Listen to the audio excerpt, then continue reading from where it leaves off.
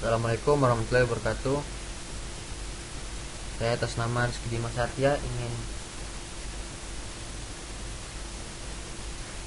membawa materi dengan judul perawatan dan pemeliharaan listrik. Terbelakang dari motor listrik. Motor listrik merupakan salah satu peralatan yang berhubungan dengan sumber energi listrik dalam pengoperasiannya. Motor listrik juga merupakan sebuah perangkat elektromagnetik yang mengubah energi listrik menjadi energi mekanik. Energi mekanik ini bisa digunakan untuk menggerakkan kompresor, mengangkat bahan, dan lain-lain.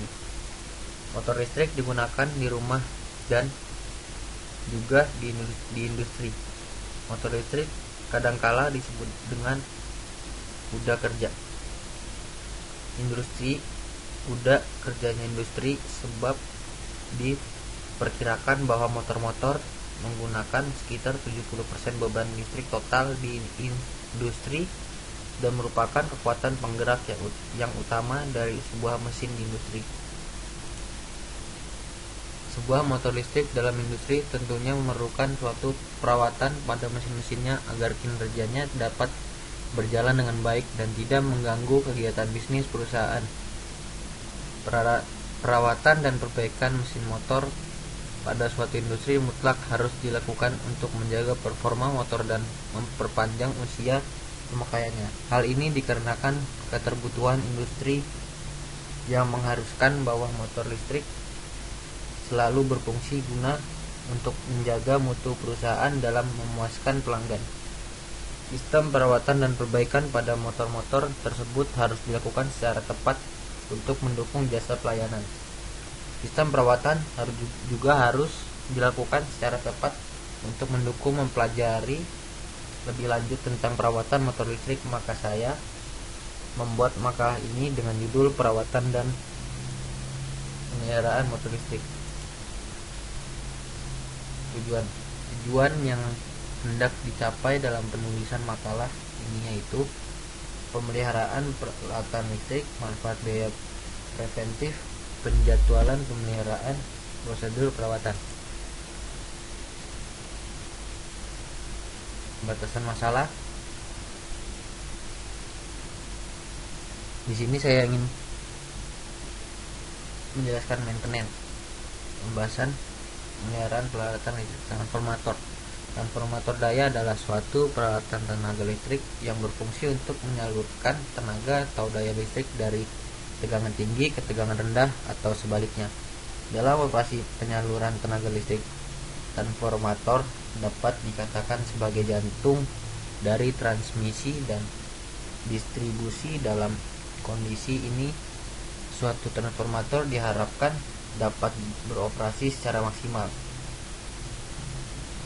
kalau bisa terus-menerus tanpa berhenti. Mengingat kerja keras dari suatu transformator seperti itu, maka cara pemeliharaan juga dituntut sebaik mungkin. Oleh karena itu, transformator harus dipelihara dengan menggunakan sistem dan peralatan yang benar, baik dan tepat. Untuk itu, regu pemeliharaan harus mengetahui bagian-bagian transformator dan bagian-bagian mana yang perlu diawasi melebihi bagian yang lainnya. Konstruksi transformator. Inti besi berfungsi untuk mempermudah jalan fluksi yang ditimbulkan oleh arus listrik yang melalui kumparan. Dibuat dari lempengan-lempengan besi tipis yang berisolasi untuk mengurangi panas sebagai rugi-rugi besi yang ditimbulkan oleh eddy current. Kumparan adalah beberapa lilitan kawat berisolasi yang membentuk suatu kumparan. Kumparan tersebut terdiri dari kumparan primer dan kumparan sekunder. Yang diisolasi baik terhadap inti besi maupun terhadap antar kumparan dengan isolasi padat seperti karton, pertinak, dan lain-lain. Kumparan tersebut sebagai alat transformasi tegangan dan arus. Minyak trafo berfungsi sebagai media pendingin dan isolasi. Minyak trafo mempunyai sifat media pemindah panas atau yang disebut dengan bisirkulasi, dan mempunyai daya tegangan tembus tinggi. Pada power transformator terutama yang berkapasitas besar, kumparan dan inti besi transformator direndamkan dalam minyak trafo. Syarat suatu cairan bisa dijadikan sebagai minyak trafo adalah sebagai berikut. 1. Ketahanan isolasi harus tinggi, banyak 10 kilo per milimeter. Berat jenis harus kecil, sehingga partikel-partikel inert dan di dalam minyak dapat mengendap dengan cepat. 3. Viskositas yang rendah agar lebih mudah bersirkulasi dan kemampuan pendingin menjadi lebih baik. Titik nyala yang tinggi, tidak mudah menguap dan dapat membahayakan. 4. Tidak merusak bahan isolasi padat. 5. Sifat kimia yang stabil. Kita lanjut ke tangki dan konservator khusus untuk transformator basah. Pada umumnya bagian-bagian dari trafo yang terendam minyak trafo ditempatkan di dalam tangki baja.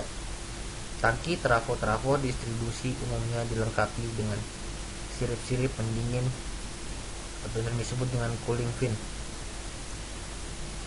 yang berfungsi memperluas permukaan dinding tangki sehingga penyaluran panas minyak pada saat konveksi menjadi semakin baik dan efektif untuk menampung pemuaian minyak trafo. Tangki dilengkapi dengan konservator. Lanjut ke bushing, sebuah konduktor porselin yang menghubungkan kumparan transformator dengan jaringan luar. Bushing diselubungi dengan suatu isolator dan berfungsi sebagai konduktor tersebut dengan tangki transformator. Selain itu juga bushing juga berfungsi sebagai pengaman hubung singkat antara kawat yang bertegangan dengan tangki trafo. Kita lanjut ke penjelasan manfaat biaya preventif. 1. Mencegah perbaikan dan biaya besar. Bereaksi setelah masalah terjadi seringkali menimbulkan biaya yang sangat mahal. Semua masalah memburuk dari waktu ke waktu dan semakin lama masalah menunggu untuk diperbaiki, semakin banyak kerusakan yang dapat terjadi. Ini bisa membuat frustasi ketika peralatan rusak yang sebelumnya hanya memerlukan perbaikan kecil sekarang membutuhkan perbaikan besar. Kerusakan yang tidak terduga juga kemungkinan memerlukan biaya tambahan, seperti membayar uang tambahan untuk pengiriman suku cadang semalam atau bagi teknisi yang bekerja lembur, produksi terhambat, dan lain-lain. Ketika kita sudah merencanakan tugas pemeliharaan jangka panjang, perbaikan besar dapat dihindari dan uang pun bisa dihemat. 2. Membuat keamanan lebih terjamin. Jika peralatan tidak bekerja secara optimal, hal tersebut dapat menciptakan kondisi kerja yang tidak aman dan pekerja mungkin terluka. Bergantung pada jenis peralatan yang kita gunakan, kerusakan total pada peralatan dapat dengan mudah menyebabkan cedera fisik pada karyawan. Misalnya kegagalan selang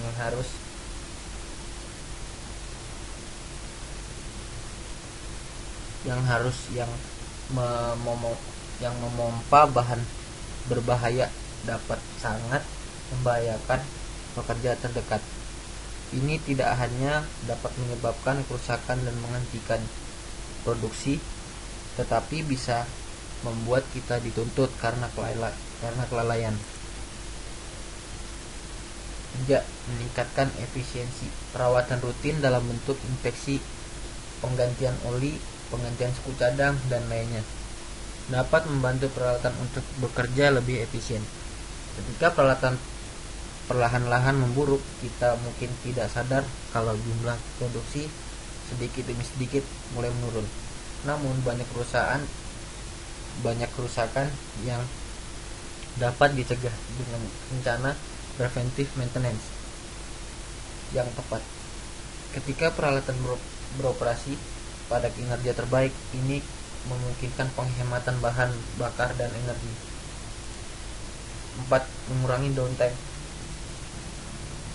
Tugas pemeliharaan memang membutuhkan beberapa downtime, tetapi program PM akan mengurangi dan mengoptimalkan downtime. Ketika masalah terjadi, masalah tersebut dapat dengan cepat diselesaikan karena pekerja tahu apa yang harus dilakukan dan suku cadang apa yang harus diganti, yang akan mengurangi waktu yang dibutuhkan untuk mendeteksi masalah. Meningkatkan keandalan. Pelanggan akan mengandalkan bisnis kita untuk mengirimkan atau mendapatkan produk bahan atau layanan yang tepat waktu tanpa ada penundaan yang tidak perlu. Jika kita menunggu sampai mesin dan peralatan benar-benar rusak sebelum melakukan perawatan yang diperlukan, maka peralatan dan mesin yang penting jadi tidak dapat digunakan untuk periode waktu yang signifikan. Downtime yang direncanakan pada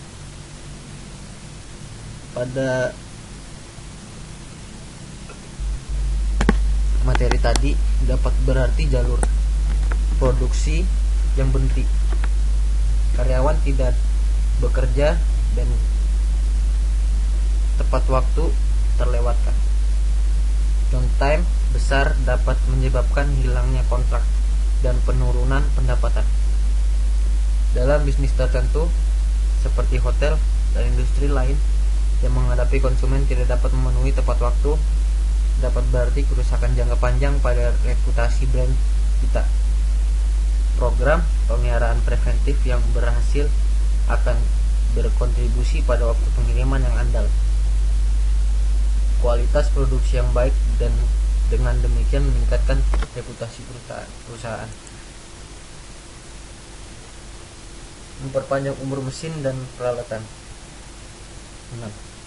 Peralatan dan mesin tidak murah dan semakin baik dirawat, semakin lama aset tersebut tidak bertahan.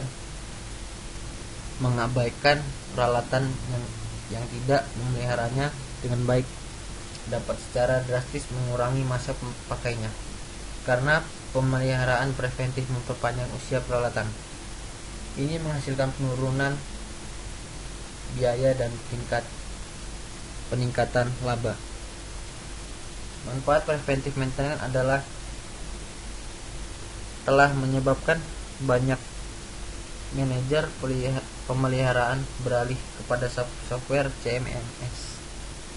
Perangkat lunak ini membantu mereka untuk merencanakan, melacak, dan mengoptimalkan kegiatan pemeliharaan. Perawatan yang rutin dan terjadwal akan mengoptimalkan peralatan, mengurangi biaya, dan meningkatkan keselamatan dan efisiensi. Manajer dapat dengan mudah menjadwalkan tugas pemeliharaan dan menyiapkan catatan terorganisir dari semua inspeksi dan perbaikan. PM meningkatkan kinerja peralatan dan meningkatkan kualitas produk karena mesin dirawat dengan baik dan peralatan berkinerja baik. 7. Mengurangi pemakaian energi. Perawatan preventif menurunkan biaya energi bahan bakar karena peralatan yang dirawat dan dengan baik umumnya membutuhkan lebih sedikit listrik atau bahan bakar untuk beroperasi. 8. Menghilangkan ambiguitas dalam tugas pemeliharaan. Pemeliharaan preventif mengurangi risiko perbaikan yang tidak perlu dan menciptakan sistem untuk menggunakan alat yang tepat untuk tugas yang tepat. 9. Meningkatkan produktivitas. Pengurangan downtime mesin dan peralatan menghasilkan peningkatan produktivitas pabrik dan ketersediaan alat berat.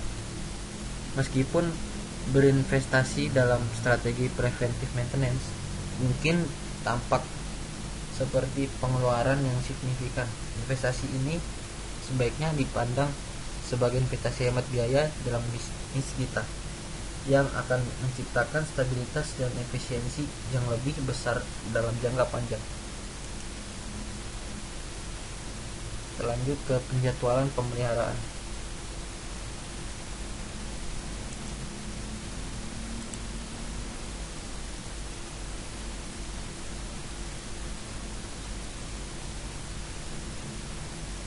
Kerusakan mesin menjadi faktor yang perlu diperhatikan karena tidak dapat diprediksi.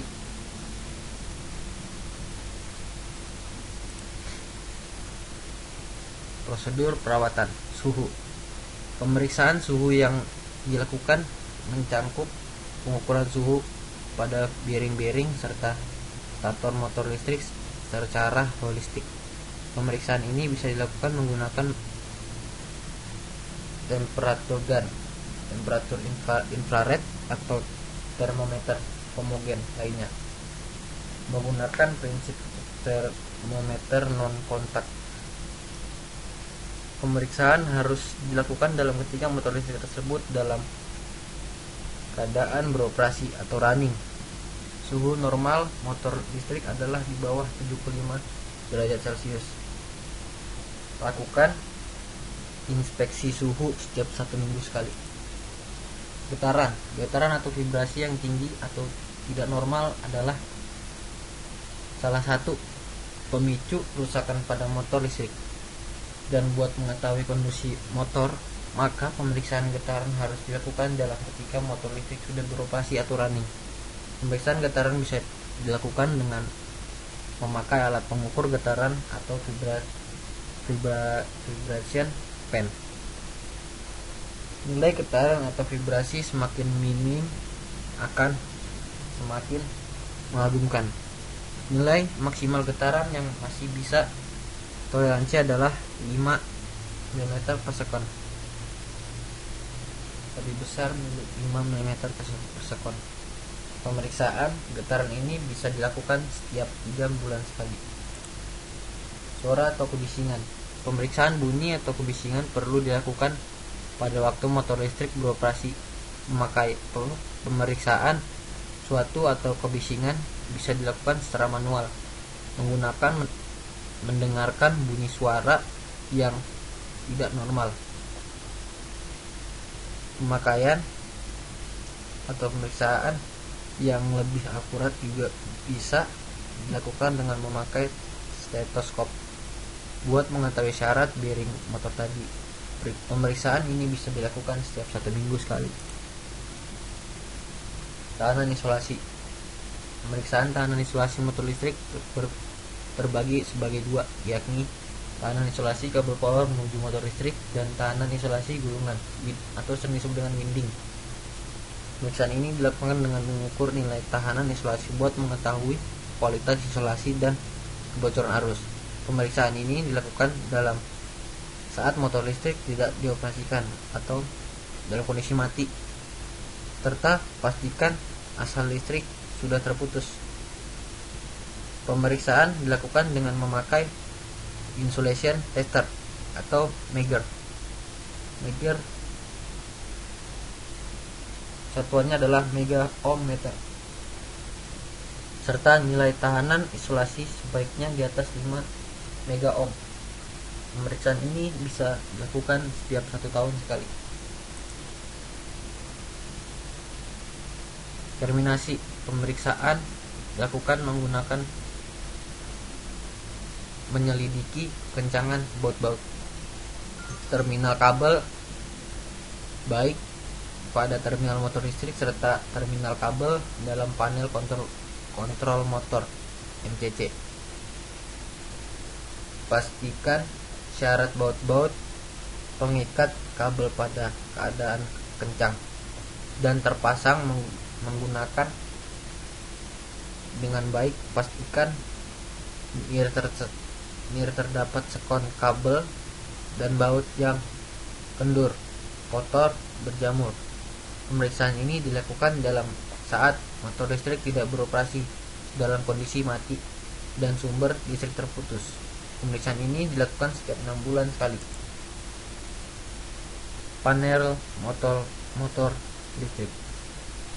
Pemeriksaan panel motor listrik atau biasa dianggap dengan MCC, Motor Control Center, dilakukan dalam waktu motor listrik NIR beroperasi dan asal listrik terputus dengan memutus asal listrik berdasarkan MCCB primer motor listrik tadi. Periksa syarat setiap sambungan terminasi, baut-baut pengikat kabel MCCB, magnetic kontaktor, pengaman arus lebih seperti thermal overload, relay, dan berbagai instrumen yang terdapat pada panel motor listrik tadi. Pastikan setiap sambungan baut pengikat terpasang menggunakan dengan baik. Tidak terdapat baut-baut berkarat, berjamur, longgar, serta keadaan NIR normal lainnya. Pastikan juga syarat MCC dalam keadaan higienis, baik bagian luar dan pada bagian dalam. Pemeriksaan MCC ini dapat dilakukan setiap 1 bulan sekali. Ampere. Pemeriksaan ampere atau arus motor listrik waktu beroperasi. Pemeriksaan dilakukan menggunakan membaca hasil pengukuran pada ampere meter panel, serta dibandingkan juga dengan menggunakan hasil pengukuran dengan klem meter, sering disebut dengan tang meter, tang ampere, serta pastikan hasil pengukuran akurat dan sesuai. Pastikan besar ampere motor listrik NIR melebihi 80% berdasarkan arus nominal motor tersebut. Lakukan pembuktian indera ukur dan besar arus motor listrik setiap 1 minggu sekali.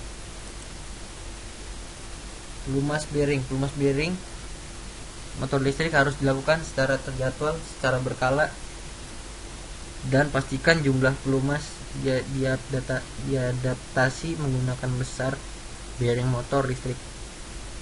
Periode pelumas dilakukan sinkron dengan spesifikasi bearing serta motor listrik tersebut. Untuk lebih jelasnya bisa dilihat dalam artikel tentang pelumas bearing. Oli. Untuk motor listrik yang terpasang dengan suatu gearbox atau gear motor, tentunya memakai oli sebagai pelumas gear motor. Periksa ketinggian level oli. Normalnya merupakan level oli dalam posisi tengah. Bisa dilihat pada side glass atau penunjuk level oli lainnya. Serta periksa syarat gear motor. Pastikan NIR terdapat kebocoran oli. Lakukan penggantian oli secara terjadwal. Bisa dilakukan dengan periode setiap 5.000 jam operasi. Pemeriksaan serta penggantian oli dilakukan pada keadaan gear motor tidak beroperasi dalam kondisi mati. Pemeriksaan syarat oli dilakukan setiap 3 bulan sekali. Pendingin. Setiap motor listrik umumnya dilengkapi dengan pendingin, dan biasanya terdapat sebuah kipas yang berputar di bagian motor listrik yang berfungsi menjadi pendingin. Periksa kondisi kipas pada keadaan baik dan utuh. Tidak terdapat kerusakan atau kisi-kisi kipas yang patah. Periksa juga kondisi lubang-lubang dalam epilog kipas, jangan tersumbat supaya angin dapat terhembus dengan aporisma saat motor listrik tadi dioperasikan. Pemeriksaan syarat kipas serta epilog dilakukan saat motor listrik tidak beroperasi atau dalam kondisi mati. Selanjutnya, buat memastikan apakah kehembusan angin berdasarkan kipas berfungsi dengan baik, dilakukan pemeriksaan waktu motor listrik beroperasi saat running atau dalam kondisi nyala. Pemeriksaan dilakukan setiap 3 bulan sekali. Baut pengikat. Periksa semua bagian pengikat motor listrik Kencangkan jika masih ada baut pengikat yang longgar. Pemeriksaan ini dilakukan waktu motor listrik tidak beroperasi atau dalam kondisi mati. Pastikan baut-baut pengikat dilengkapi dengan washer serta spring buat menjaga baut pengikat tidak mudah longgar. Pemeriksaan ini dilakukan setiap 3 bulan sekali. Alignment. Pemeriksaan alignment ini dilakukan untuk memastikan kondisi coupling atau shaft motor listrik dengan kopling atau shaft pada mesin yang diputarnya, apakah kondisi sejajar, alignment atau tidak sejajar. Non alignment. Pemeriksaan ini dilakukan pada ketika motor listrik tidak beroperasi atau dalam kondisi mati. Pemeriksaan dilakukan 6 bulan sekali. Kebersihan. Pemeriksaan ini dilakukan buat memastikan kondisi motor listrik secara holistik pada keadaan higienis. Kondisi motor listrik yang kotor dapat menyebabkan peningkatan suhu dan sistem pendingin tidak berfungsi aporisma atau tidak berfungsi dengan normal. Untuk inspeksi kebersihan bagian luar motor listrik bisa dilakukan setiap 1 minggu sekali. Sedangkan buat pembersihan pada bagian gulungan bisa dilakukan setiap 1 tahun sekali. Terima kasih penjelasan. Sekian penjelasan saya. Assalamualaikum warahmatullahi wabarakatuh.